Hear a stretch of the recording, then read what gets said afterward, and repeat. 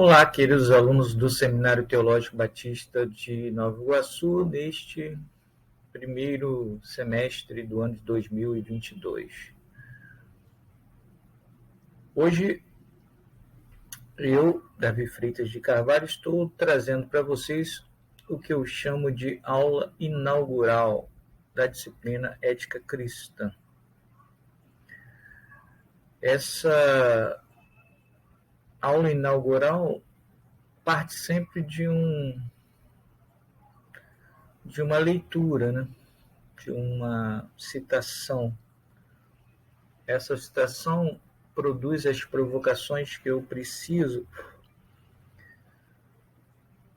para levantar, né, nesse momento inicial da nossa descoberta. Eu convido vocês para esse momento, né, de reflexão. O texto que me levou a essa aula inaugural é a conclusão do livro do Robin W. Loving, Christian Ethics, The Essential Guide. Então, a ética cristã, o guia essencial. O último parágrafo do livro, né, me chamou muito a atenção. Eu vou dividi-lo em duas partes. A primeira delas é essa: quando encontramos um Deus gracioso no meio da vida moral real, essa vida se torna nossa, provavelmente pela primeira vez.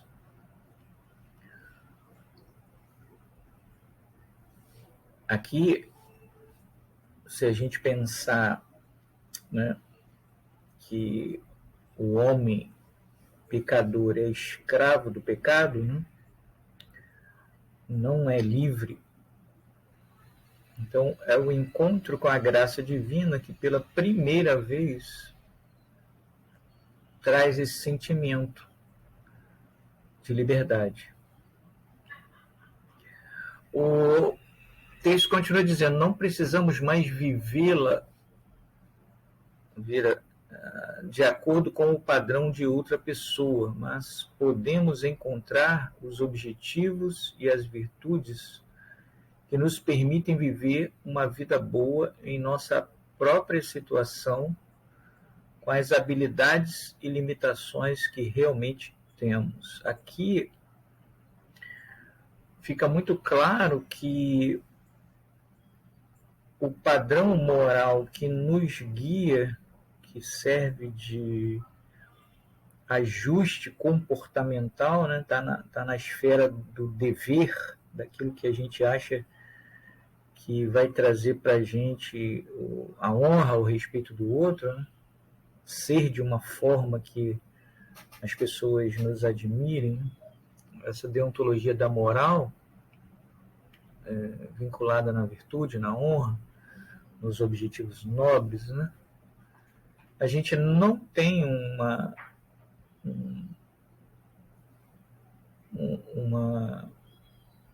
um padrão nosso particular. Nós nascemos numa determinada estrutura social que nos ensinou nossos padrões morais, né?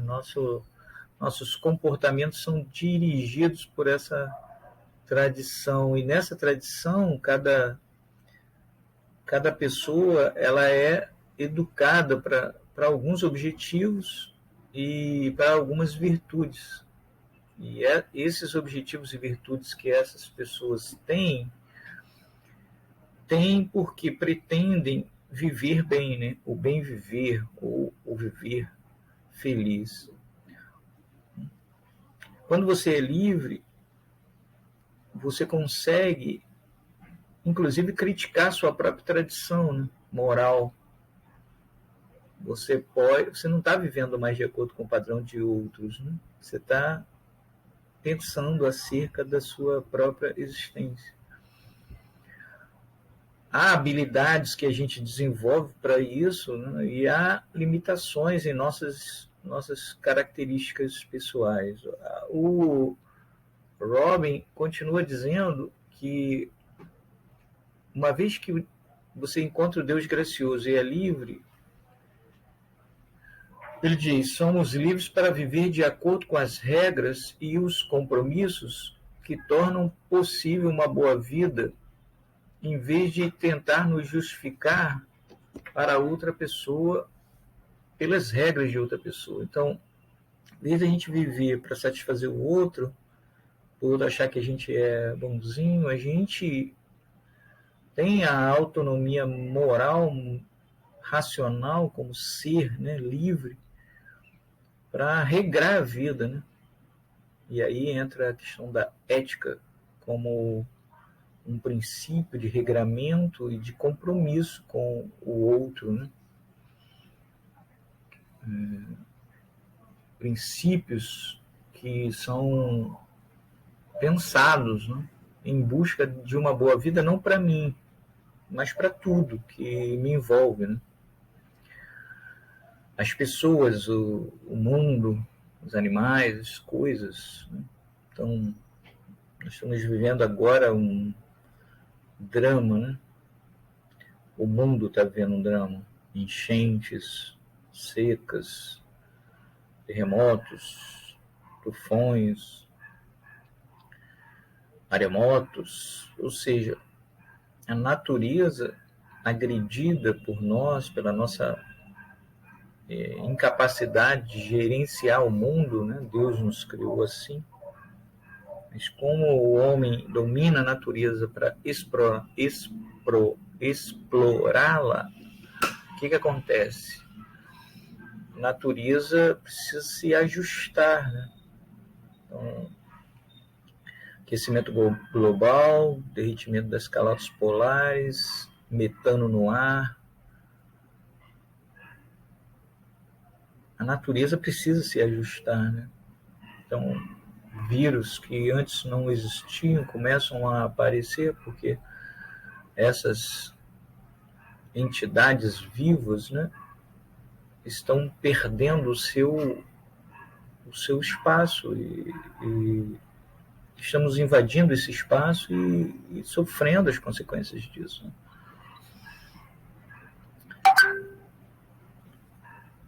Então, o Robin está dizendo que a vida moral, em vez de ser uma maneira da gente se defender, né, porque a gente quer se justificar para a comunidade da qual a gente é parte, a gente quer ser normal, essa vida moral ela é uma maneira, ela se torna uma maneira de amar o próximo e uma maneira de amar a Deus, né? A amorosidade está no DNA da humanidade. Então, a leitura desse último parágrafo do livro Christian Ethics, The Essential Guide, que eu estava vendo para vocês, né, no decorrer das bibliografias, é que colocaram em mim o desejo de fazer a aula inaugural e as provocações. Essas provocações começam com a diferenciação, né, entre moral e ética cristã. Então, nossa aula inaugural, para que serve uma aula inaugural, né? Uma galera, ela precisa ser provocada a pensar, né? A gente precisa identificar campos tensionais, né, que não estão ajustados, estão em tensão.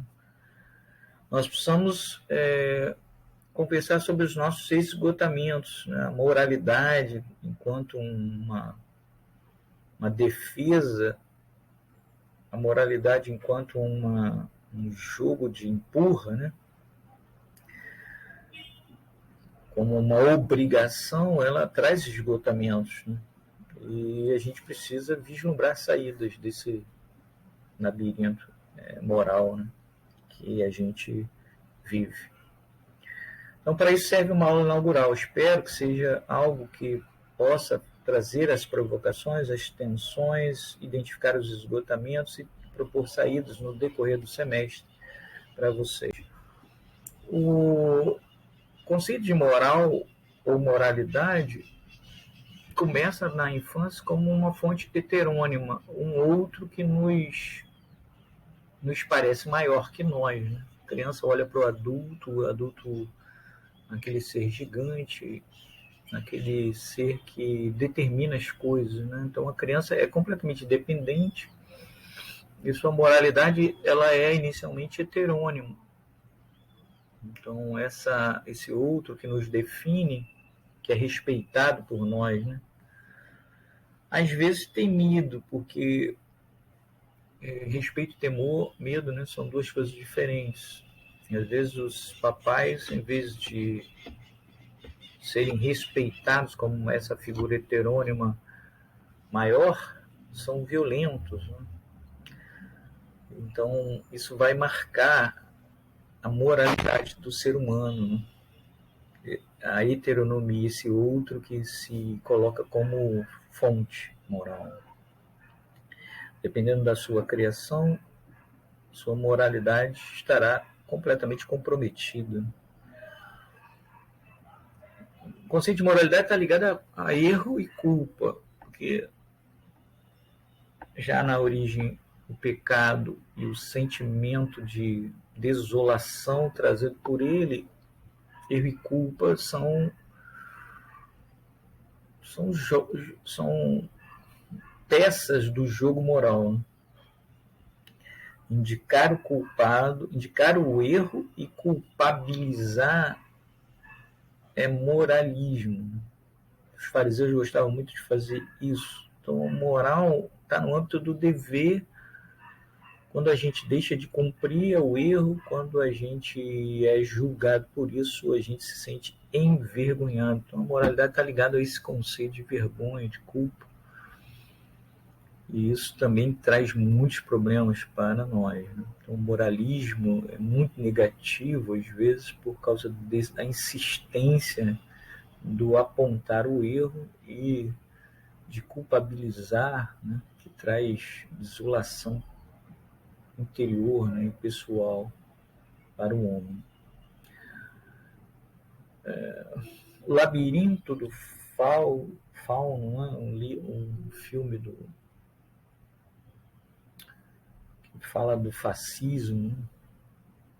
Uma criança que está vivendo num regime fascista, década de 40, Hitler quase sendo derrotado, os regimes fascistas na Itália, e esse filme levanta uma criança que vai morar numa casa, e ali ela tem uma fantástica viagem, né, mental dentro desse mundo fascista, o que a gente está chamando aqui de labirinto, né? A moralidade é um grande labirinto construído para a gente, e parece que o sistema que a gente vive sabe como o labirinto é, né? Mas para a gente que está vivendo a moralidade, esse labirinto está vivo, ele vai ganhando, vai crescendo diante de nós, né? Vai mudando as trajetórias à medida que a gente está nesse dever, né? Nesse viver constante. Então, o entendimento da moralidade como estar num labirinto é bastante forte, né? A ideia de um labirinto é a ideia de que alguém construiu uma estrutura em que você está, que você não sabe a saída, e você tem que ficar fazendo ensaio e erro, tentativa, ensaio e erro, né? Para sair desse labirinto. E a moralidade é um labirinto da humanidade, né? O ser humano é um ente moral, quer ele acredite em Deus ou não, né? Mas essa moralidade é um labirinto construído pela tradição que nos traz, né, até aqui. E a moralidade, pelo menos no âmbito da felicidade, parece uma aporia, né? Aporia é um termo grego, da gente ficar ali perplexo diante das coisas. Né? O que é o belo, o que é o bom, o que é o justo, o que é o verdadeiro. Né? Porque a noção de bom na língua grega, ela é uma noção que envolve todas essas 4 palavras juntas. Né? O belo, o bom, o justo e o verdadeiro são o bem. Né? E moralidade, esse viver bem, essa questão de estar bem consigo mesmo, estar feliz, para nós é uma grande aporia, é uma perplexidade. Temos tudo para estar bem, mas nunca estamos. Temos tudo para conseguir viver de uma maneira digna e ainda assim falhamos. Essa questão aporética da moralidade é bastante interessante. Então, da moralidade, a gente chega na questão ética, né? A criança começa heteronomicamente, né? O adulto, para ela, é essa figura heterônima que define as coisas, mas à medida que a gente vai crescendo, a gente vai rumando da heteronomia para a autonomia moral. Né? Aí eu lembro daquela musiquinha do Luiz de Melodia, né? Se inteire da coisa sem haver engano. Né? É o Baby Te Amo lá que ele fala, né? Se inteire da coisa sem haver engano. Tudum. Então essa questão, se inteirar das coisas, está no campo da ética. Quer dizer, já não é mais o campo do dever, mas é o campo da reflexão moral. Se inteirar das coisas. Estabelecer um caminho pensado que conduza a uma vida ética, né? Um ethos, um jeito de viver, né? Um jeito de ser. Muita gente pensa que filosofia é isso, né? Um modo de vida, porque a ética está no escopo da filosofia.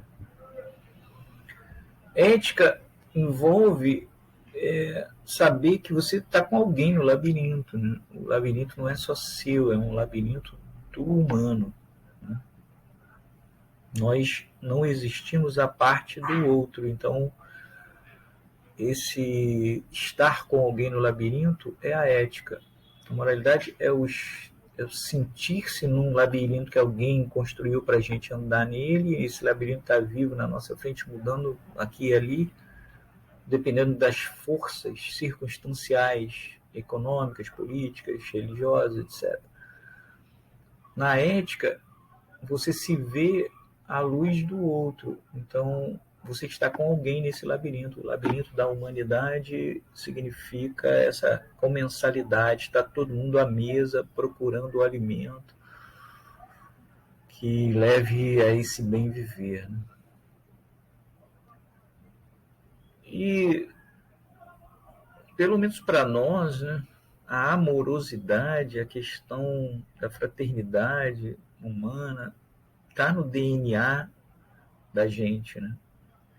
Então, a ética só é possível, né, a ética de não ser o lobo, o homem lobo do homem, né, a ética em saber que eu vivo num planeta, que esse planeta precisa, para ele funcionar, precisa da minha participação, que eu preciso ter responsabilidade ecológica, que eu preciso ter responsabilidade social, seja eu um empresário ou um indivíduo, um patrão ou um empregado, etc. e tal.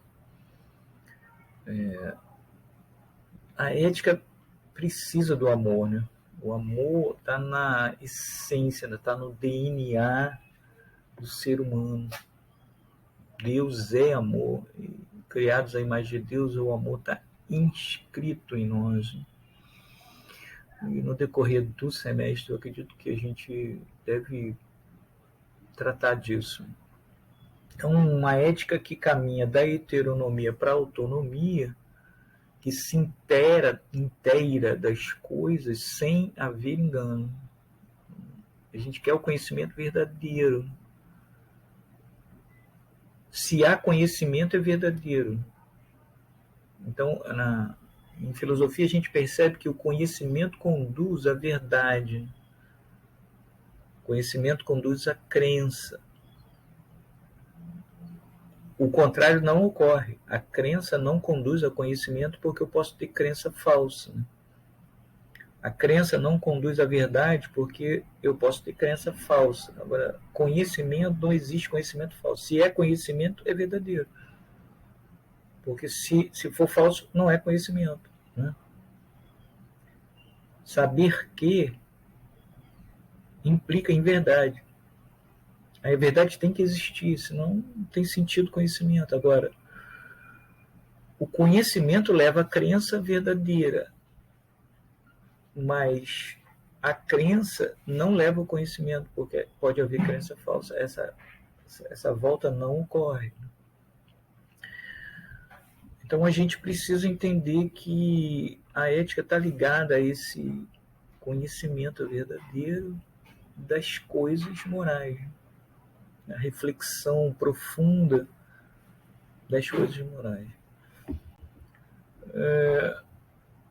O Cortella, que é um filósofo prático, e a Delatelle, que a gente está vendo no decorrer do nosso curso, escreveram um livro que, na verdade, foi um diálogo, né? A Ives convida o Cortella para a casa dela e lá conversam sobre um tema, nos labirintos da moral. Num determinado momento dessa conversa, o Cortella pergunta pelo retorno forte da religião no século atual.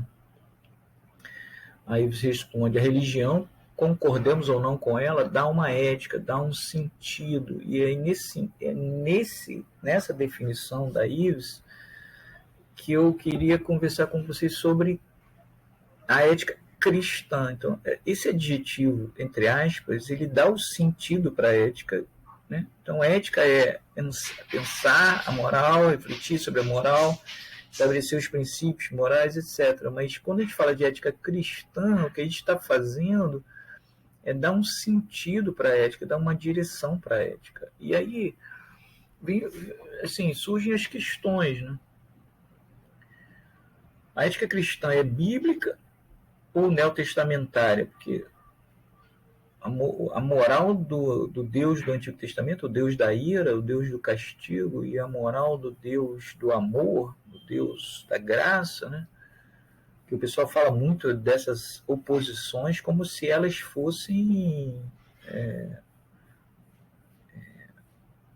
a realidade dos fatos. Né? Então, a ética cristã é bíblica, ela não é neotestamentária. Ela é bíblica, porque o Cristo que trouxe a luz, né, para nós, ilumina o nosso coração. Qual é a luz do Cristo? Né? Ele está na sinagoga falando, ele está citando o Antigo Testamento, ele não tem o Novo Testamento na mão.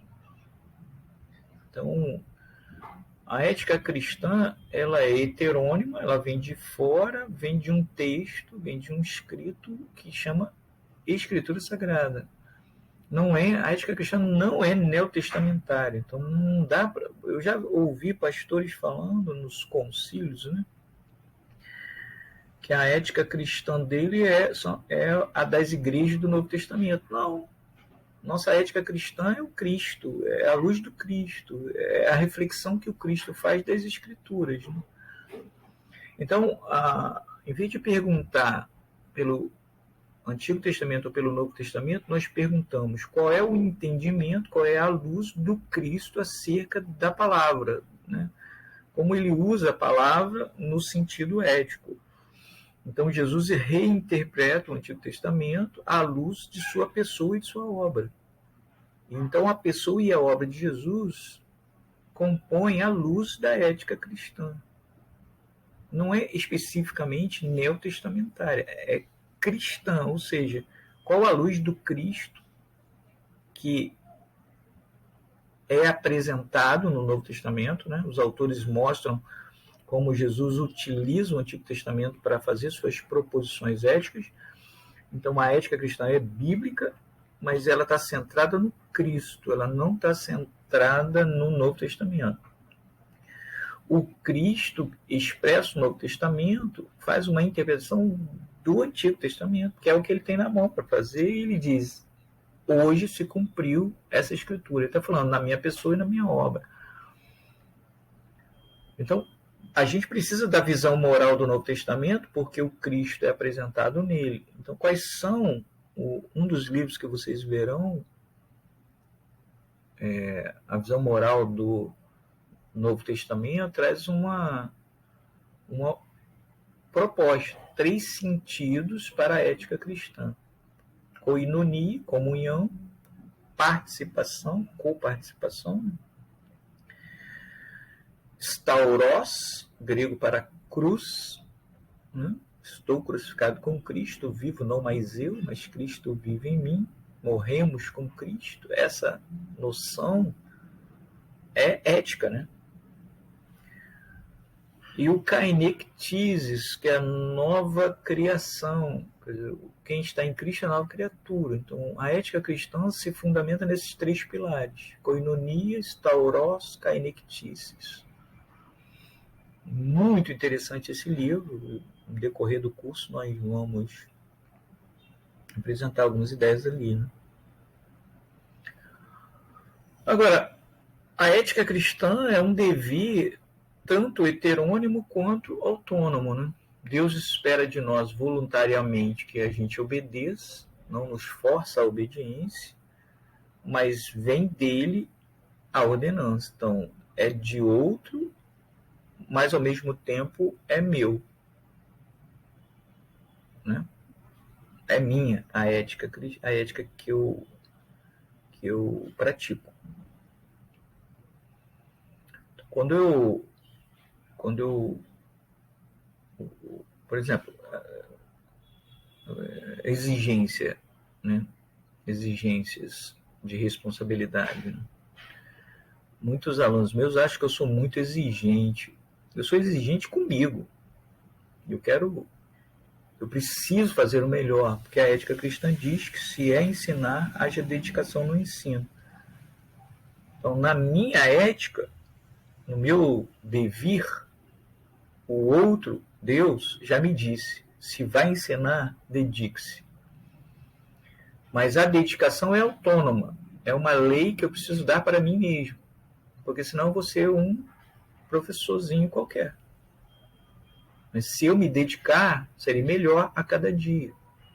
Então, o aluno acha que eu cobro demais. Não, eu cobro ética. Então, o aluno quer estudar sem ética.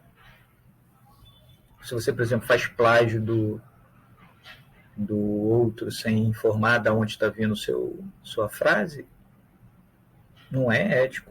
O plágio é crime, né? Estou aqui citando os autores para vocês, estou dizendo, essa ideia não surge da minha cabeça, né? Surge de leituras. Eu tenho que me comprometer com aquilo que eu estou ensinando, né? Tenho que dialogar com alguém, eu tenho que chegar a uma conclusão à luz de alguém, que nada surge do nada, nós não somos uma tábua rasa, não estamos começando do zero. Então, para mim, o aluno, ele tem um dever heterônimo, porque o professor está ali nas suas cobranças, mas ele tem um dever autônomo, ele precisa se definir. Então, ele precisa se disciplinar. Se você vai estudar, e se o estudo começa às X horas e termina às X horas, não dá para você ficar, eu tenho que fazer isso, eu tenho que fazer aquilo. Você tem que saber o que você quer fazer da vida.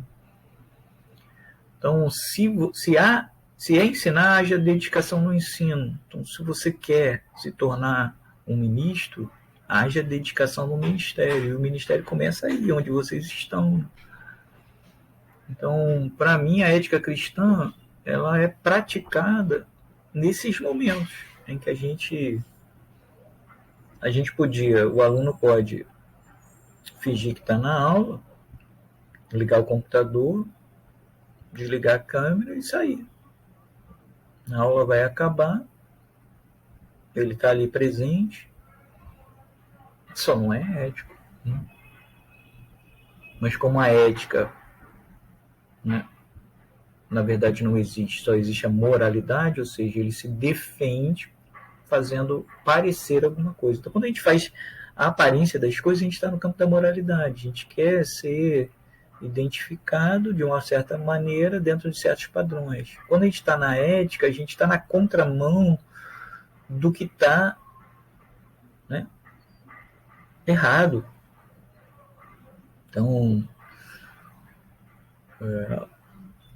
o que está errado no mundo, né? O capitalismo selvagem, a ausência de direitos das minorias, tudo que está errado no mundo envolve ética e não moralidade. Moralidade é uma deontologia, um dever que você está realizando numa certa defesa daquilo que te envolve, aquilo que te trouxe até ali, o seu campo de ação moral. Ou você é um relativista, ou você é um moralista. Tem gente que é militar, né? Tem gente que é relaxado. Isso depende de como você foi criado. Agora, a ética não. A ética é a luz do Cristo, né? Oferecendo um sentido para a vida que envolve comunhão, que envolve cruz, que envolve novidade de caráter, né? Que envolve autonomia para obedecer, porque a ordem vem, é heterônima, mas Deus não força, ele espera que a gente obedeça. Então, eu estou fazendo agora a preparação de um livro, Devoção e Doutrina, para a editora que eu trabalho, que tem uma frase, né? São vários autores, não vou aqui citar o autor, o organizador é o Bilbo, né? O Bilbo é o organizador e tem vários autores. Essa frase foi dita, não lembro exatamente por qual autor, mas no livro Devoção e Doutrina, organizador Bilbo, Tomás Nelson Brasil, né, que é o livro que eu estou preparando agora, há uma pré-definição interessante de ética cristã: tornar-se como Cristo para com o Pai e para com os outros. Então, a ética cristã é estar com, ser para, né? Então, sempre envolve comunhão e envolve para, você se doar, você se entregar. Foi assim que Cristo fez, né? O crucificado. Então, a ética cristã envolve esse devir, esse tornar-se. Cristo é a meta. Então, assim como Cristo foi obediente ao Pai, a ética cristã envolve a obediência ao Pai. Assim como Cristo se deu pelo mundo, a ética cristã envolve um dar-se para o mundo. E a cruz indica as dores dessa ética, né? Uma ética cristã pode te fazer perder um emprego, né? Então, se o teu emprego quer que você faça uma coisa errada, assinar um documento que não seja verdadeiro, e você não pode fazer isso, você vai ser mandado embora. E a ética cristã vai dizer o custo de ser cristão, né? Mas aí a gente pensa, não posso ficar desempregado, eu tenho família para cuidar. A gente nunca pensa que a gente tem um Deus que cuida da gente, a gente sempre pensa que é a gente que está cuidando da gente. Então a gente abre mão de se tornar como Cristo, para com o Pai e para com os outros, né? Um dos livros da minha juventude, Em Seus Passos que Faria Jesus, propunha essa ideia, né? Que motivava o nosso agir. É isso, galera. Espero que o semestre seja muito bom. Espero que a gente consiga caminhar de uma maneira bastante produtiva. Espero que vocês entendam que eu não estou falando de ética no campo filosófico, eu estou falando de ética no campo teológico. É ética cristã, é a luz do Cristo, interpretando as Escrituras e propondo comunhão, nova vida e cruz.